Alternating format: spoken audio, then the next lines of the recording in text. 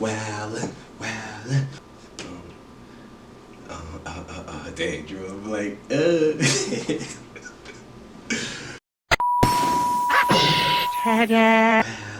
Sonic, boom! Peace, peace, peace. I do peace like this because peace is one. Pieces together, peace is whole.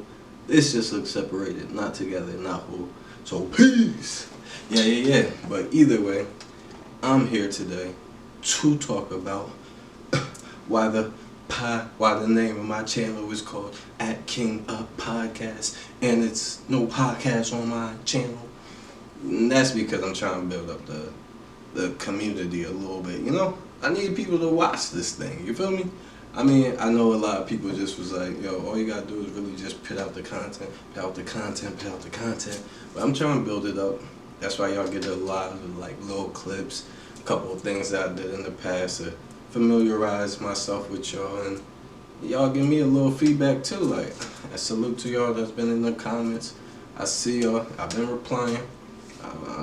Appreciations to those that's been liking it. You know, it's all salute to y'all. You feel me? But yeah. So I got a couple things in the vote that I do want to put out as far as a podcast thing, but I kind of want to build it up before I give you all of that right now. So it'll probably be another month or two, and I'm gonna really start hitting that every week type thing, getting that flow, you know. So right now I ain't got no gig. You feel me? They snipped the boy. You hear me? So I'm here. You feel me? I'm here. I'm gonna be giving out a lot of content, to be honest. And honestly, look, I don't even look at it like they snipped the boy. You feel me? I look at it like I fired them. You feel me? I heard that from somebody before. I don't know who, but they say, yeah, I don't ever quit or they don't ever fire me. Like, I fire them, and I fool with that heavy because like I've been trying to get out this job, so it was really like a blessing, perfect timing. Like, hey, it is what it is. But either way, the podcast gonna be dope for real. So as y'all see, At King Up. It was a nice little play on words, but for real, I'm an actor. I'm an actor first now because I ain't got no gig. I'm an actor first, and I wanted to really incorporate like acting and podcasts. I'm like, how can I really do that without it being like just me talking about talking about acting, which I'm still gonna give y'all a little bit of that as well, but I wanted to incorporate the acting side of it. So I'm like, all right, so this is what I'm gonna do with that. I was like, all right, so I'm gonna go out in the field, you feel me? Go out to the folks and go out to the people, test the people a little bit. And I'm really about to just give them, like, let them see me, let them feel me, let them know what I'm doing. But I'm going to give them, it's going to be like a game show. So I'm going to give them, like, one-liners. I'm going to be like, what's a one-liner real quick? Alright, here's what. It'd be like, do we have a problem? And if they know what that is, then there's, you know what I mean? Then they can go off of that. And if they get that right, then I got a little bit of bread for them. And then they're going to double their money if they want to, or they could just take that and run. Do that, and as far as they go up in the ranks, it's going to get harder and harder. But yeah, I got a couple one-liners on my phone right now that I've really been doing. And honestly, like, the folks really, they get to like 3-4 of them and then crash, you feel me? So I want to see if somebody could really climb the ranks of it. And what I was thinking of it was like, Who Wants to Be a Millionaire? You know how like it goes up and up and up, and then when you get to a certain number, that locks in. So I'm gonna do it like that for the game show, but it's gonna be with one-liners, and it's gonna rock like that. So we're gonna see. I think the people gonna fool with it. I mean, it's free bread. Who not gonna try? And then so it's gonna be like a little intro before that, before those videos, telling what we doing for the day, where we going and all that. And then it's gonna be those videos playing, and then right after it's gonna be like me just debrief and everything, touching the city a little bit more, show y'all a little bit of the city. So it's gonna be like a vlog, podcast, game show. So you get everything all in one, you know? It's gonna be different. It's gonna be real different. So I hope y'all fool with it. I hope y'all share. I hope y'all comment. I hope y'all liking it. you know, so we can grow. Like I said, I ain't got no gig, you feel me? So throwing all the marbles on this. Yeah. But this is something that I always wanted to do. Like I've been in the acting world for what now, like 7, 8 years now. Um, let me touch on that a little bit because this journey right here has been wild. So how I even got into the acting thing, I never seen myself as an actor. I was more of a businessman, and I was going to school for business, and I met one of my good friends, and he was an actor slash businessman. I think he only really went to college because of like just to have a degree, like a lot of us. I know for me, because I'm like in the business world, we don't even really need a degree. Like all I really got to do is start a business for real, for real. And I knew that going in there, but you know, the family, especially the Dukes, was like, nah, you need an education. They was heavy on that. So I did that for them. And I ain't finished though, because that really wasn't what I wanted to do. So it didn't end up working out, but I've, a lot of people say college is really for networking and all that, and I totally agree with that because, like I said, I met one of my good friends, and he was an actor, so he was steady. Like as soon as he seen me, like I guess the whole get up is like, yo, you need to be an actor. Like, it's like you need to come fool with me on this world. I'm like, man, I'm trying to start these businesses. I don't know what you talking about, but I need to start these businesses. And one day he was like, he came up to me, he was like, like, yo, I got this play that I can't do, but if you can go to it, he was like, just check it out, try it one time, and if you like it, I mean, yeah, it's a plus. But if you don't, then at least you know you don't like it. So I'm like, all right, let me see what it is. I mean, I'm already a natural guy, natural funny guy, natural like, you feel me? I got the energy for it. You feel me? So I'm like, all right, cool. I go there. They tell me to do like a so I'm like the comedy relief in the play, and it's only like 2 lines, and I just come in real quick and out real quick. So the guy name is Jerome. So I'm like, okay, Jerome. I'm like, I said Jerome in the house. I said Jerome in the house. So I'm like, so I'm already thinking like, so they didn't really have no direction of him. So I heard the name and I'm like, okay, I can play off of that with the Martin like Jerome.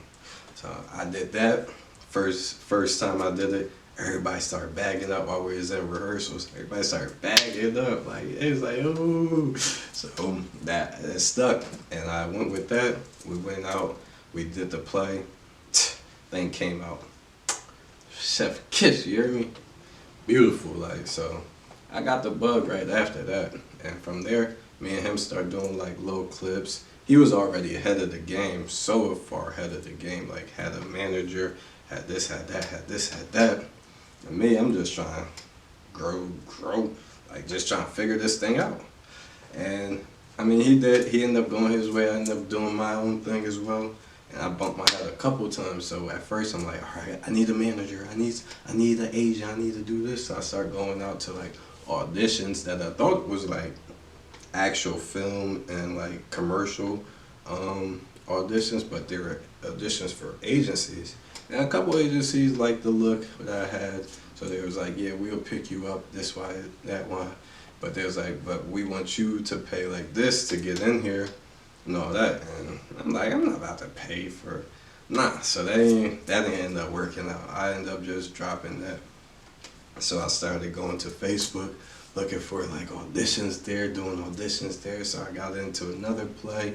That was really where I started, the theater. So I was doing like, I did like 4 or 5 plays right after that. And then I'm still with the Facebook thing, just doing that, putting my 10,000 miles and doing little videos for myself, like monologues and all that. And it was going well, but I kind of hit like a plateau with that. I hit the ceiling with that. I'm like, now what do? I'm just always gonna be doing these little gigs just for what? And I'm not getting paid for none of these, and which I didn't mind because I'm still trying to learn the game and all that. I'm not getting paid for it, and that's, if I'm doing this, I mean, eventually I need to see something coming from this. You feel me?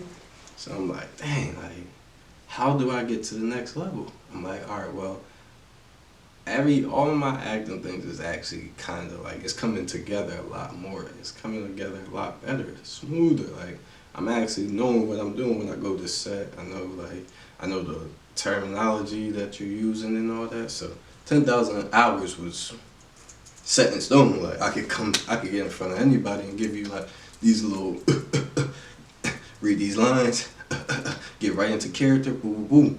Which came a long way from that. I'm gonna tell you about that too, because my first audition,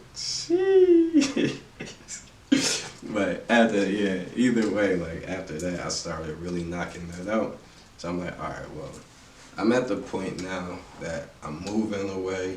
I'm going closer to the Atlanta scene. I'm trying to really get my name out there now. So I'm like, all right, so let me go back to the agency and all that, because I was trying to do the independent thing, and as I told y'all, like, the independent thing is hard, especially in this industry. Like, that thing is hard for real.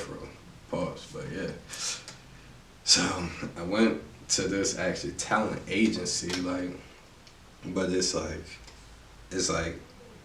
a full like production that they put on together, where there's like 100 agencies and managers and all that going on. So that thing, it was a great opportunity out there in Florida. So a whole bunch of talent come out there, singers, actors, like old comedians. Everybody gets their chance to pitch to, like, you feel me, to these managers and agencies. And if they like you, they can sign you right there. And I recommend everybody that really is looking for an agency and all that to go with that, because you kind of get a full feel. And I'm going to do a full video on that, put the pictures and all that on there. But yeah, I would recommend that for anybody that's actually trying to get in the industry, instead of just going to one agency and feeling if they can fill you out, because it's not a lot of options, and a lot of people just going to look at you as a money grab. So I would recommend that. So I'm going to do a video on that as well. But after I did that, I ended up getting signed by, like, well, three of them actually wanted to sign me. I actually only signed with one though, and that's Mannequin, a Mannequin agency, I think it is. But yeah, like, so finally got that in the role. I'm thinking I'm good. I'm like, all right, now I can get these auditions to roll in. I'm like, yeah, I'm about to be in these movies. I'm about to get these commercials popping. No, only the beginning. And I say the beginning because after those 10,000 hours is really where you feel like you start over, to be honest with me. And I heard Godfrey say this one time. He said, in the entertainment world, like, as much years you have and experience is like the grades that you go through. So if you have 1 year in experience, then you're a first grader. If you have 5 years in experience, you're a fifth grader in it. So I kind of like that analogy, because it's like you're building up over time. And then when you hit that 10-year mark, like you're a 10th grader, get that 12th, you graduating, now you get to go to the upper class. So I kind of like that. And he's talking more like actively, like doing this consistently. So I kind of ran with that, to be honest. So right now, 7th, 8th grader, middle school, I don't feel like I'm doing too bad. You know, got an agency, really put in my 10,000 hours, been in I got my little credentials. I know about IMDb. I know about, like, Actors Access. You know what I mean? I know a little bit about the field that I didn't know going into this. But yeah, let's say it's really the beginning, because even though I have somebody that's going to get gigs for me, that's actively looking for gigs, that's getting me like paid gigs now, I still got to book these things. I still got to go to auditions. I still got to put out monologues. I still have to basically sell myself for real, and not sell soul, but like sell myself as far as like sell my image, sell my likeness, sell my vision, to be honest, to these producers, to all of that. So yeah, like, it's really just the beginning of it. Either way, I'm here now. I'm really just trying to make it. I'm still doing the independent thing a little bit, as far as like when I first moved down south a little bit, got in contact with VLP Studios. And honestly, I did a movie with him called Death Day. It's on YouTube right now, so go check that out. Click the link. I'll put it in the bio, in the description. But yeah, so I connected with that. Got a major role with that too. I'm in there stabbing people. I'm in there picking up weights and knocking it over people's head. Yeah. And that's all because this Joan thought she was about to get away from me. She said no to the second date. How you gonna say no to me to a second date? Because she said I was acting crazy. Man, get out of here. I'll kill you, the dog, and everybody gotta go.